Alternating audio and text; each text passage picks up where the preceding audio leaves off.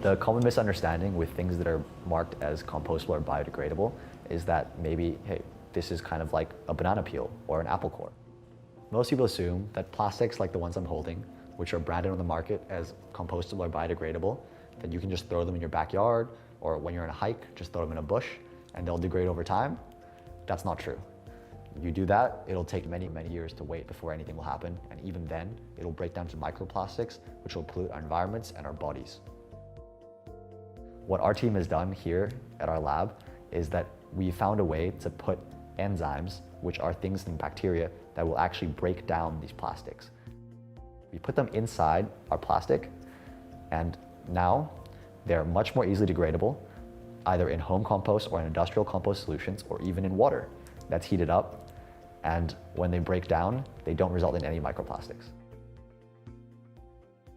We use this microscope to take a really deep look into what our film actually looks like at the nanoscopic scale. The black dots shown here are actually our enzymes. And you can see how they're nice and dispersed all across the film. And that's what we like to see. And this shows that the enzymes do not actually clump together, but are nicely spread apart, which allows for them to be degraded. Even when they're on the microplastic scale, we see that the black dots are nice and spaced apart, so little bits of microplastics will still have enzymes in them, actively eating them apart. To decompose the plastic, simply put your plastic bags into warm water, leave it for days to weeks, and it'll break down into the individual building blocks of the plastic such that these can actually be collected and remade into new plastics. So this pink polymer I have here is called our random heteropolymer, or RHP for short, and it is the special secret ingredient in our truly compostable plastics that we use to protect the enzymes that are inside our plastics that eat it and make it compostable. What we do to mix it with the enzymes and to form that protective layer is we first have to dissolve it in water, which I do overnight, which allows me to then mix it with the enzymes which are also in water. The reason we have a plastic problem is because plastics are really great.